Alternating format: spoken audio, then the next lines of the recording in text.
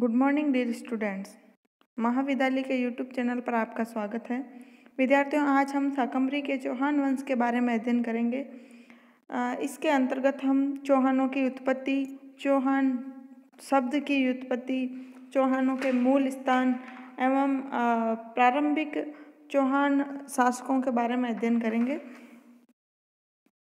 मध्यकालीन राजस्थान में सर्वाधिक शक्तिशाली राजवंश शाकंभरी व अजमेर का चौहान वंश था, जिसमें अर्णोराज, विग्रहराज चतुर्थ एवं पृथ्वीराज चौहान तृतीय जैसे पराक्रमी एवं महान शासक हुए हैं, जिन्होंने दूर दूर तक अपने राज्य का विस्तार किया।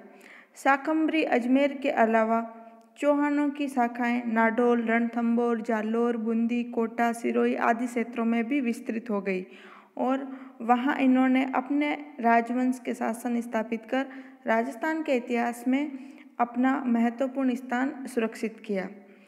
चौहानों की उत्पत्ति। विद्यार्थियों, जिस प्रकार राजपूतों की उत्पत्ति के संबंध में भिन्न भिन्न मत प्रचलित है, उसी प्रकार चौहान राजपूत हैं, उनकी उत्पत्ति के संबंध में भी अनेक मत प्रचलित है, जिनमें से जो पहला मत है वो है अग्निवंशीय या अग्निकुंड से उत्पन्न। इस मत के जो समर्थक हैं वो है पृथ्वीराज रासो के लेखक चंद्रबरदेई, सूर्यमल मिश्रण, मोहनोत, नैनसी, भाटों और चारणों की वंशावलियाँ, ख्यातें तथा प्रबंध चिंतामणि नामक जो ग्रंथ है उसके अनुसार चौहानों की उत्पत्ति जो वशिष्ठ मुनि ने जो आबू पर्वत पर जो यज्ञ किया था, उस यज्ञ से जो 4 पुरुष उत्पन्न हुए थे, प्रतिहार, परमार, चालुक्य और चौहान, तो चौहानों की उत्पत्ति भी उसी अग्निकुंड से हुई। नेक्स्ट है सूर्यवंशी। डॉक्टर गौरीशंकर ओझा का मत है कि जो चौहान है वो सूर्यवंशी है। इनके अलावा पृथ्वीराज विजय, जो कि जयानक का ग्रंथ है, हमीर महाकाव्य नयनचंद्र सूरी का ग्रंथ, हमीर रासो जोधराज का, तथा नरपति नाल नामक जो लेखक हुए हैं, इनका कहना है कि जो चौहान है वो सूर्यवंशी है।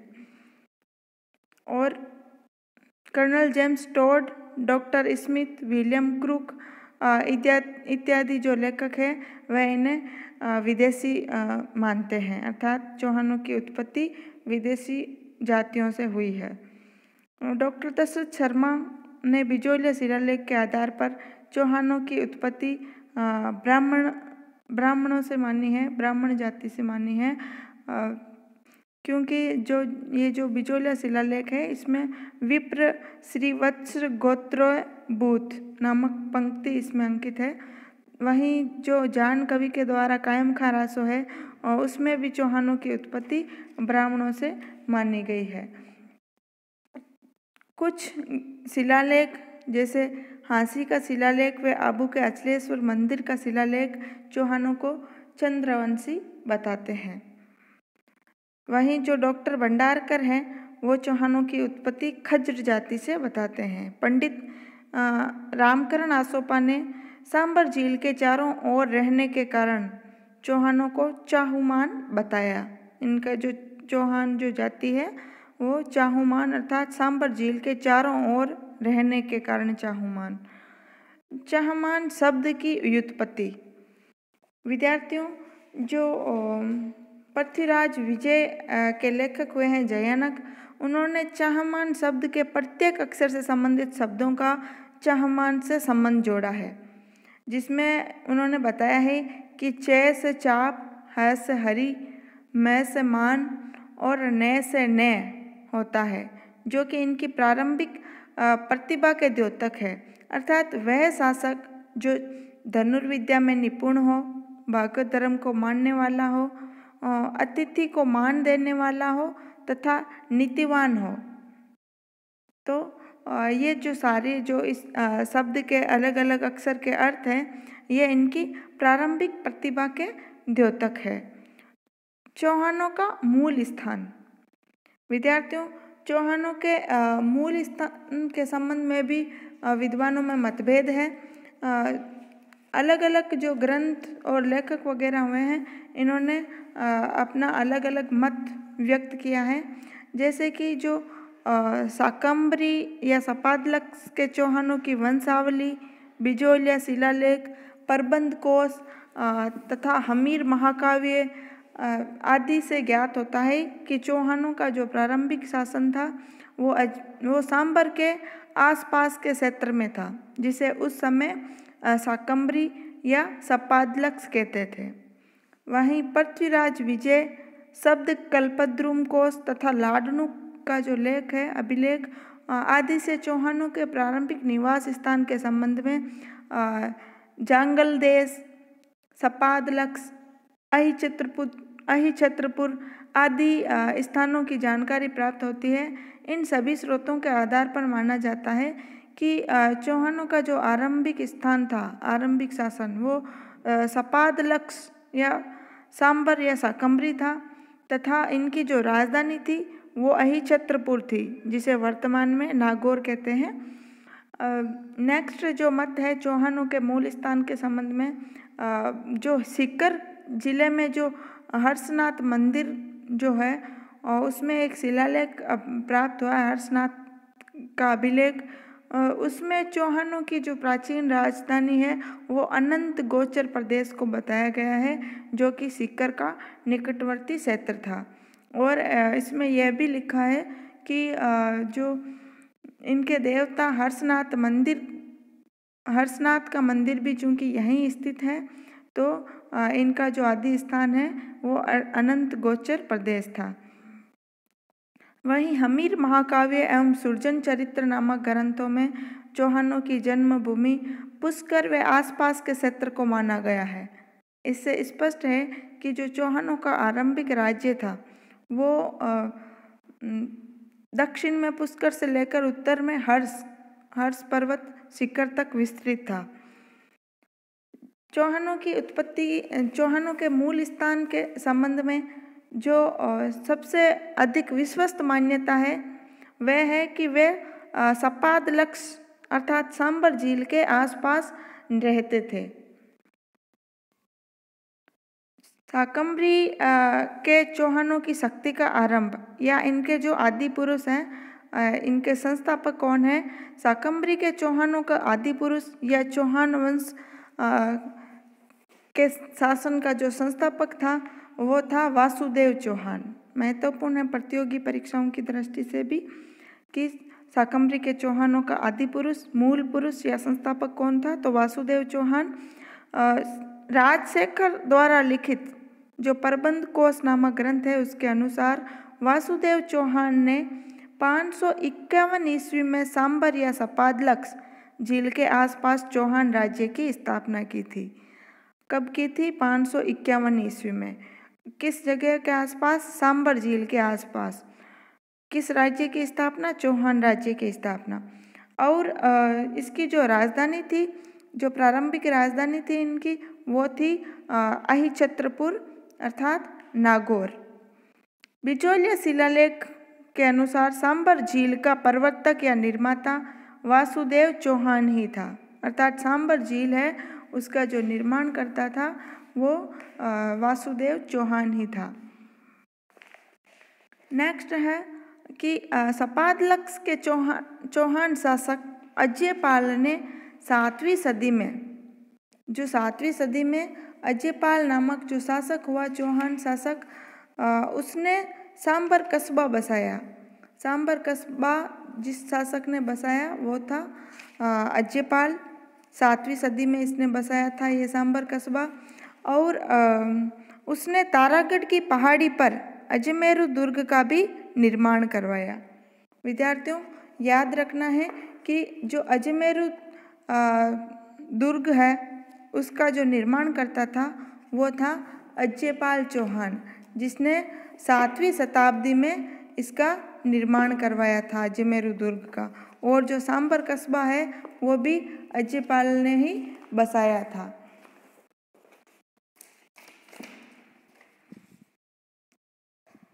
बिचौलिया शिलालेख के अनुसार वासुदेव का जो वंशज था, वासुदेव का वंशज सामंत 817 ईस्वी के लगभग हुआ, जो कि वत्स गोत्रीय विप्र वंश में उत्पन्न हुआ था।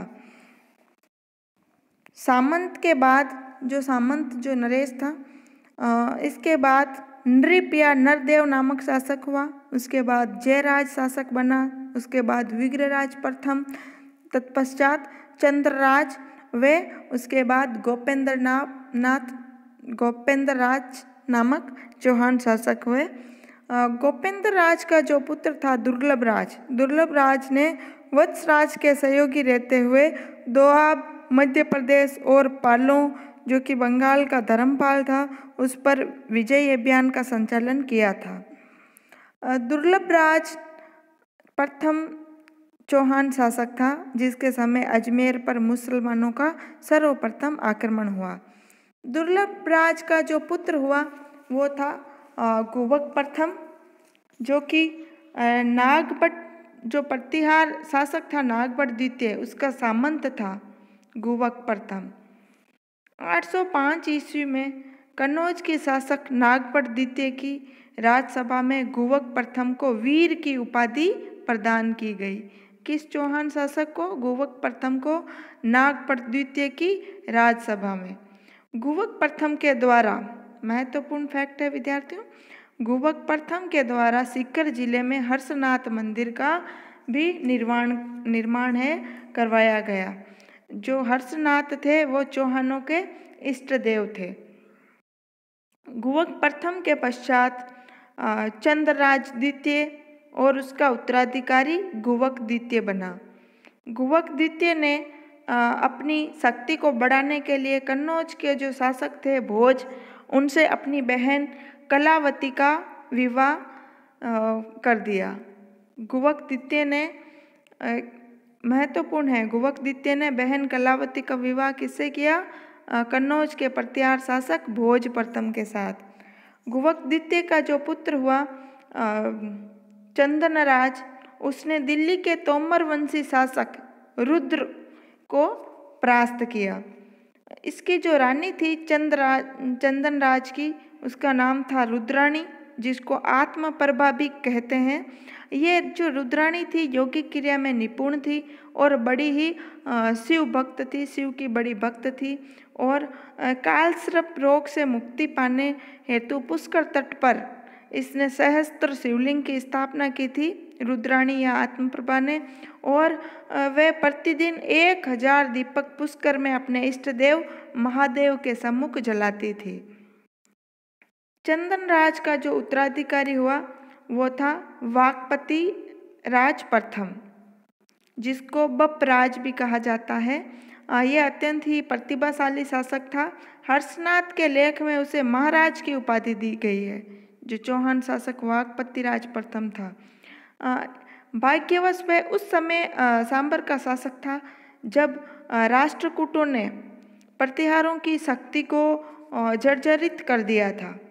जब राष्ट्रकूट फिर से दक्षिण में लौट जाते हैं प्रतिहारों को पराजित करने के बाद, तो अवसर देखकर वाकपति राज प्रथम ने प्रतिहारों को परास्त कर उनके जो राज्य के कई भाग हैं उनको अपने राज्य में मिला लिया। प्रतिहारों के अधिकारी तंत्रराज या तंत्रपाल एवं समापाल ने खोए हुए राज्य के भागों को छीनने का जब वापस वाकपति राज प्रथम से प्रयत्न किया, तो उस वाकपति राज प्रथम ने इनके ये जो सेनापति या अधिकारी थे प्रतिहारों के, तंत्रराज व समापाल, इनको परास्त कर दिया। वाकपति राज प्रथम के बाद विंध्यराज, उसके बाद सिंहराज नामक शासक हुए। ये जो सिंहराज था, सिंहराज ने वाकपति प्रथम की नीति के अनुसार तोमरों को परास्त किया और उनके सहायकों को भागने व बंदी बनने के लिए विवश किया। उसने प्रतिहारों को भी दंडित किया। जब चारों ओर उनके शत्रु हो गए, तो संभवतः उसके शत्रुओं ने सिंहराज की मिलकर के हत्या कर दी, जिसका कि बदला उसके पुत्र सिंहराज का जो पुत्र था विग्रहराज द्वितीय, उसने लिया। सिंहराज का जो भाई था लक्ष्मण चौहान, जो कि विग्रहराज सिंहराज का जो भाई था लक्ष्मण देव चौहान, इसने नाडोल में चौहान वंश की नींव रखी। महत्वपूर्ण फैक्ट है, नाडोल में चौहान वंश की जो नींव है किसने रखी? लक्ष्मण देव चौहान ने। सिंहराज के काल में सीकर के हर्ष मंदिर का निर्माण पूर्ण हो गया और मंदिर में स्थित जो शिलालेख है उसमें चौहानों की आरंभ से लेकर सिंहराज तक की वंशावली दी गई है। सिंहराज का जो उत्तराधिकारी हुआ वो हुआ विग्रहराज द्वितीय, जो कि प्रारंभिक चौहान शासकों में बड़ा प्रभावशाली तथा योग्य था। इसके समय का जो 983 ईस्वी का हर्षनाथ लेख प्राप्त हुआ है, इस लेख से इसके समय की घटनाओं को निर्धारित करने में हमें सहायता मिलती है। जयनक और चंद्रशेखर ने इसके द्वारा, जो विग्रहराज द्वितीय है इसके द्वारा मूलराज प्रथम, जो कि चालुक्य शासक था अनहिल पाटन का, उसको परास्त करने की घटना की बड़ी प्रशंसा मिलती है। इस मूलराज ने विग्रहराज द्वितीय से परास्त होकर कांटा के किले में शरण ली थी और वार्षिक कर देने हेतु भी बाध्य हुआ था। तो इससे ये प्रमाणित होता है कि मूलराज को अपनी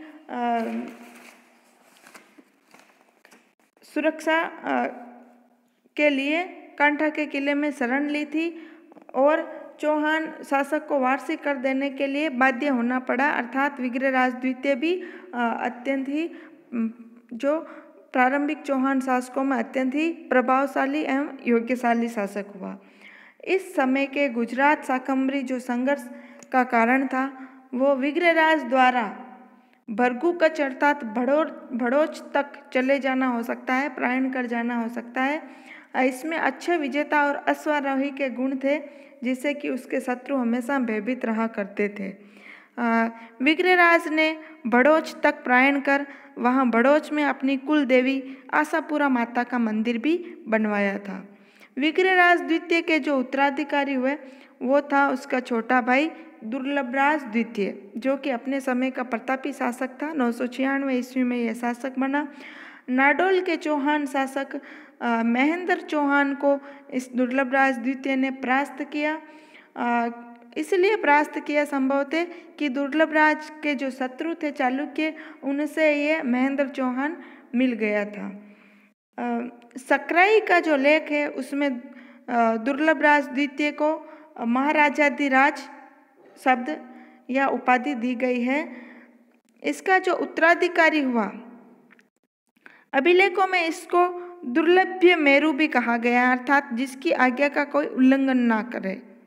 दुर्लभराज द्वितीय का जो उत्तराधिकारी हुआ वो हुआ गोविंदराज द्वितीय। पृथ्वीराज विजय में गोविंदराज द्वितीय को वेरीगरट की उपाधि, वेरीगरट अर्थात शत्रु का संहारक, ये उपाधि दी गई है गोविंदराज तृतीय को पृथ्वीराज विजय में वेरीगरट की। फरिश्ता ने इसको गजनी के शासक को मारवाड़ में बढ़ने से रोकने वाला कहा है। गोविंदराज तृतीय जो था उसके पुत्र वाकपति राज द्वितीय ने मेवाड़ के शासक अंबा प्रसाद को युद्ध में मारकर ख्याति प्राप्त की थी। वाकपति राज द्वितीय के बाद जो उसका उत्तराधिकारी हुआ वीर्यराम, ये अत्यंत ही निर्बल शासक हुआ और इसके हाथ से जो सांबर है वो निकल जाता है। मालवा नरेश भोज प्रथम ने इसको युद्ध में परास्त कर दिया था और मौत के घाट उतार दिया था सुरजन चरित्र ग्रंथ के अनुसार।